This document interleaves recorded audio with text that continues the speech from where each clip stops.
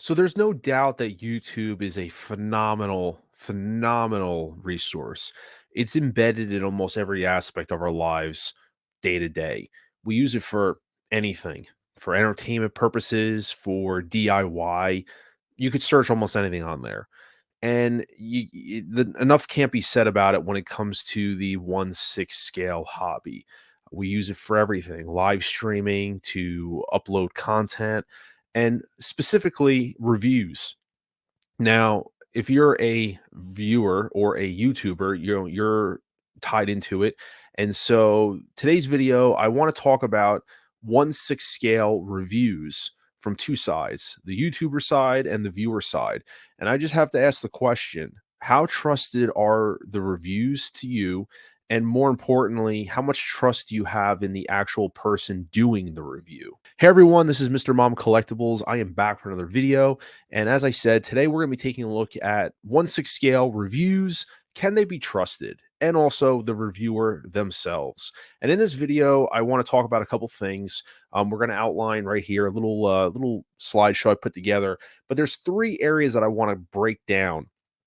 And so the first one I want to talk about is, why do we actually watch 6 scale reviews? I know it sounds silly, but it's actually an intriguing thing to talk about. And there's actually layers to this that I want to break down and dive into it a little bit. And once we understand why we actually watch them, I also then want to talk about the actual formatting of them. And that's kind of why I made this video from the beginning, because I recently changed up the way that I film some content on my channel. I'm always trying to adapt and evolve, seeing the feedback, the type of engagement I get as a YouTuber when making videos, and I try to adapt to that to what is more beneficial to my viewers. And so I want to talk about the actual format that appeals to you in terms of the review itself, and which version of it do you like better. And finally, the most important one that we can't get away from is, can the reviewer be trusted? And that being said, and not everyone's going to fall into this category, but I broke down some basically things to look out for that don't always apply to everybody, but they're definitely things that I've noticed over the last 2 years of doing YouTube. And it's just things to keep in mind about, and it maybe questions the validity of the reviewer. And after watching something, how much, what kind of takeaways do you get from it? Do you actually trust that person, what they're saying is honest, or is it bullshit? Why do we actually watch reviews? And once again, there's a lot of maybe extra, more answers to this, so I broke this down as easy as possible. First one is just gonna be really easy: entertainment purposes.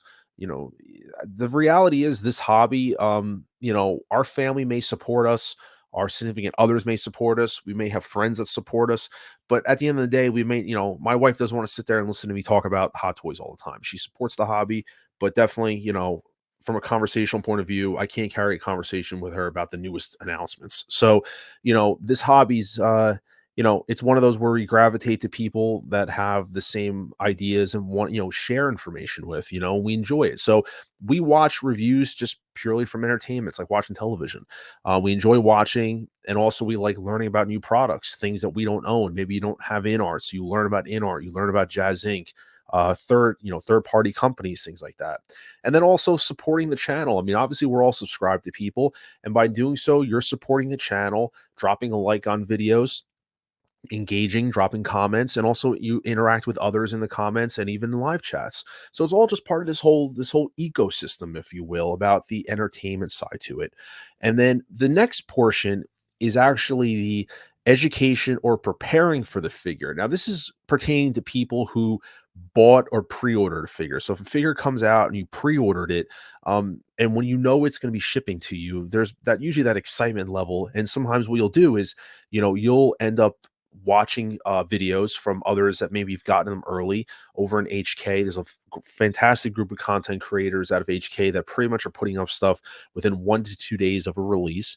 And I end up watching that stuff just to get an idea of what the figure's like, knowing mine's on the way.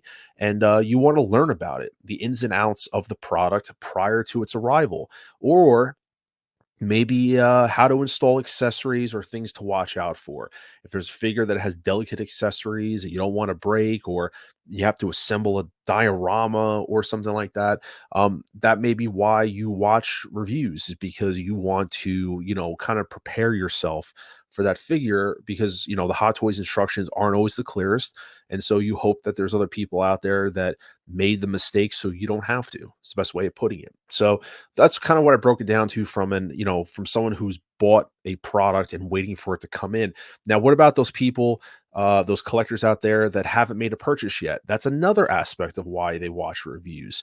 They haven't, made a purchase, but they might because they want to see how things transpire with the product or the figure once it's been released. We all know so well that Hot Toys figures oftentimes go through some changes from prototype to final in art as well.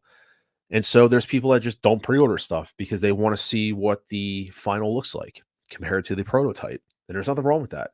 And so haven't pre-ordered a figure yet, want to see in hand videos and pictures first. They want to see what the final product looks like. Has anything progressed, gotten better? Has that Hot Toys Doc Ock from No Way Home, has the head sculpt got better, or did the head sculpt get worse or stayed the same? Has the in-art Batman gotten better or worse? People want to see that kind of stuff. Had concerns and want them addressed prior to.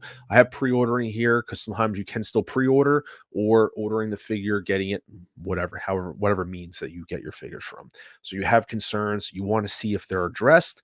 If they're not, you might up just passing altogether. Save yourself some money. Formatting and what appeals to you. Now, once again, long format videos. I characterize this in two kind of main topics: long format and short format. So long format to me is a complete unboxing and breakdown of a figure and its accessories. So you go from the brown shipper all the way to the final posed figure, right? And then you have short format, which I call them showcasings, where they might be 5 to 8 minutes, 5 to 10 minutes. It's not unboxed. The figure's already opened. Everything's done, but the reviewer wants to give you their final thoughts on the figures, a pros and cons checklist, if you will. And so you're just getting to the meat and potatoes. People don't want to see the brown shipper, that kind of stuff.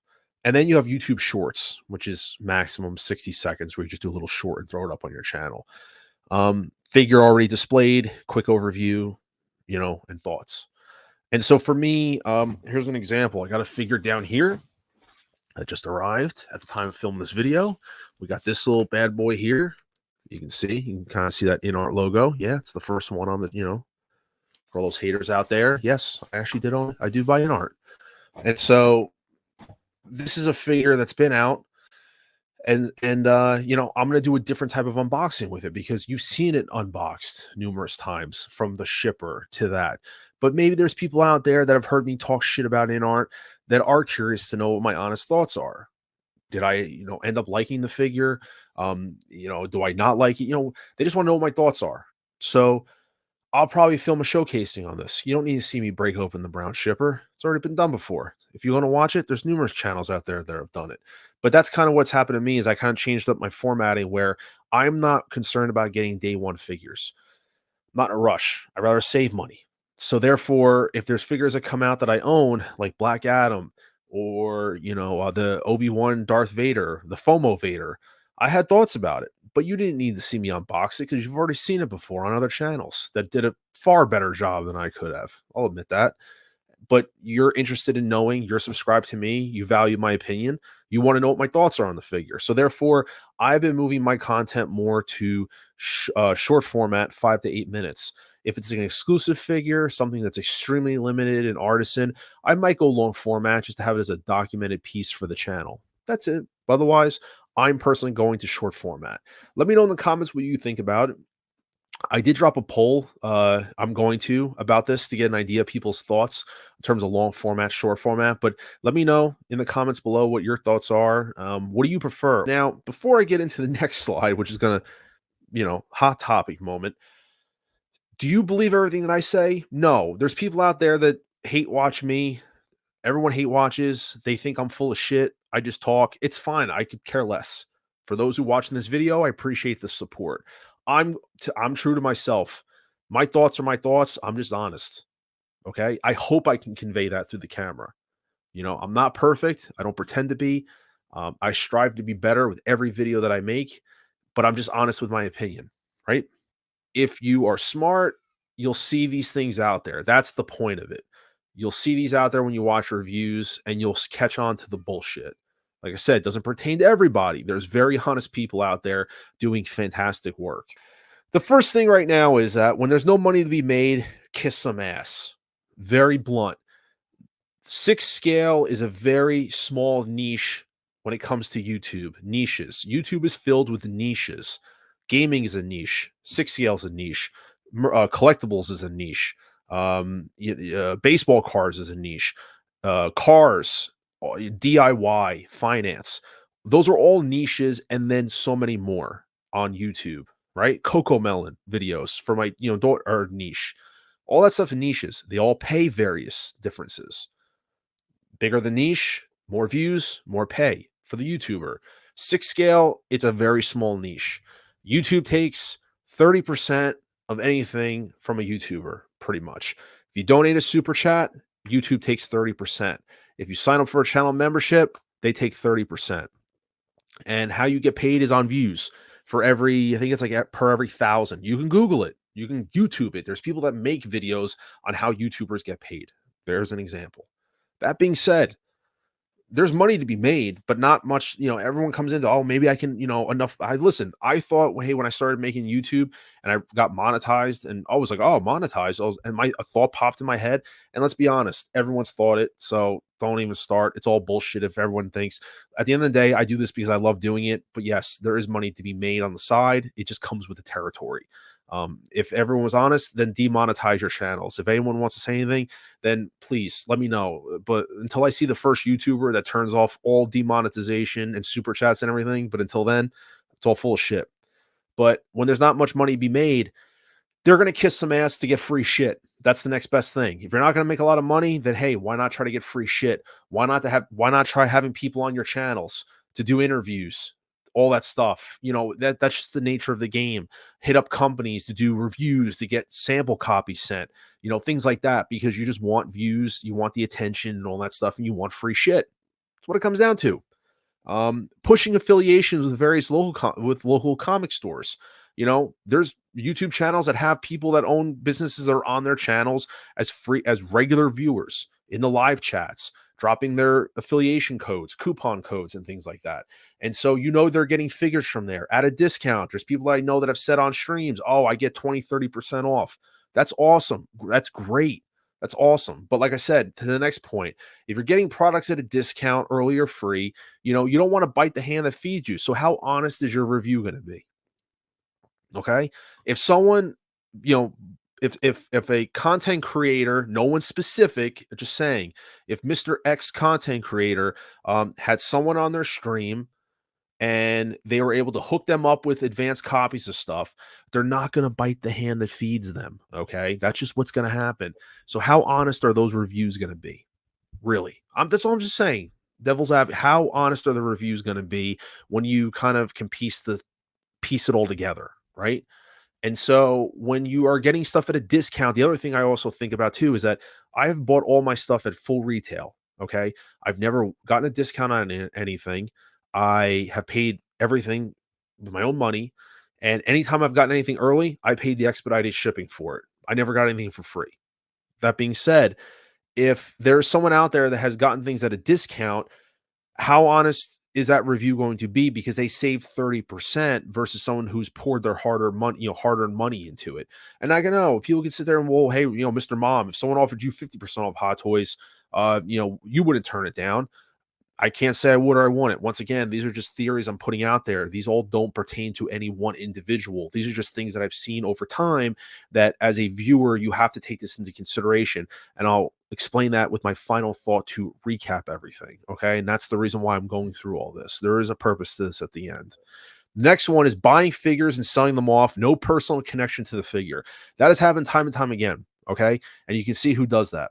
When you get a figure, you review it, and a week or two later, they sell the thing off completely. Sell it off. Oh, great figure. Love it. Then they flip it and sell the figure off. Now, if it's done one time, but when you notice there's a pattern, okay, there's a pattern, you have to question, Well, then how good of a connection was it to that figure if they ended up selling it? Was the review just total bullshit to get views, to get subscribers, to get a little revenue going in, or to add content to the channel? Okay. If the figure's not staying in their personal collection for more than 6 months or even 3 months, and it's repetitively done over and over and over again, you have to question how honest was that review that they did for that figure. Why did it not stay in the collection? Why did you get rid of it a month later after reviewing it, or even 2 weeks later? Okay, once again, it's okay to sell stuff, but I'm talking about when there's a pattern, and it's very easy to see people who've done it, a pattern over and over and over again. Keep that in mind. Next thing is pushing endorsements or products they don't own. That's been done before. People asking for review copy samples to things, people that have, muscle racks doing Module case reviews, but they don't own anything. That makes sense. Doesn't personally collect 1/6, but does YouTube reviews. That's happened before too. There's been a slew of people that have left the 1/6 community to dabble in other things, but they still jump back and forth. They kind of hobble back. And that's the biggest thing as a content creator is that when you see someone that has clearly jumped out of 6 scale to go do something else, statues or 3.75 or whatever, but yet they jump back in, they kind of flip flop, if you will. How honest are they? Okay. How honest are they? Why did you leave 6 scale to begin with? Why? Why did you leave 6 scale? Why? Because you were pissed off they didn't make a figure that you wanted or the prices were too high. But at the end of the day, how honest are you? Okay. That's once again. Now, the reason why I'm talking about all this stuff, right, is because at the end of the day, this is fun for me. Okay. This is not my life. I'm not, it's not paying my bills like that. Uh, you know, I do this because it's a creative form of is an expressionary form, right? It's I love making content. I do. And I know there's other people out there that do as well. But there is a responsibility at the end of the day. And I said that again. I know you can beat me up in the comments. There's a responsibility whether you like to take it on or not. I hate the word influencer, but it is what it is. When you make content, you put stuff on YouTube, no matter how innocent you want it to be, there is always the chance you're going to influence somebody. You could do a review of something, and if just one person buys or doesn't buy, and they attribute it to you, you influenced that person. And there's people out there, other content creators that don't want to take that responsibility. They want to kid you and say, hey, we're just doing this for fun. We're just sitting on stream shooting the shit. But they have no problem taking your super chats, taking your money, right? As a viewer, you're investing your time into somebody. Those that are watching this video right now, you're investing your time in me, and I value that. Thank you so much. There's honesty there, and I appreciate that. That means more to me than anything. Okay. And it just boggles my mind how careless I think some people are, where they'll put stuff out there and not give a shit. Not responsible for that, okay? But the fact is we are influencing people whether we like to or not, negatively or positively. It doesn't matter. Influence is influence, okay? There's people out there that are going to spend their hard-earned money on something because of a review that a YouTuber did. And that YouTube review could be total bullshit. And that means something to me because once again, every piece of content that I make on my channel, I try to make it as genuine as possible, honest as possible. There are people that know me outside of YouTube that know this is how I am. I'm a very hard type of personality to get a hold of, okay? In the sense of you either are going to like me or you're not going to like me. And that's okay. But I'm transparent and what you see is what you get. What you see on this camera right now is what you're going to get when I turn the camera off. So there's a reason why I'm making this video because I'm very passionate about this because I understand. And there are people that have reached out to me and said, hey, because of your review, I bought X, Y, and Z. And it does mean a lot to me that I've reached people like that. It does mean a lot. It really does. But I also understand the responsibility of that. Okay. There's no YouTube school to go to, certification. Anybody can pick up a camera and do this. So just bear that in mind. I'll stop the video now because I know I'm starting to ramble and I can tell when I am. But at the end of the day, just be mindful when you're watching stuff. Watch a few reviews, get a broad brush. But at the end of the day, make the decision that's best for you and you only because it's your money, no one else's. With that being said, drop a like on this video. please consider subscribing. We're getting so close to 3,000 subscribers. I appreciate all the support as always. And until then, this is Mr. Mom Collectibles saying take care, and I'll see you guys in the next video. Acknowledge me.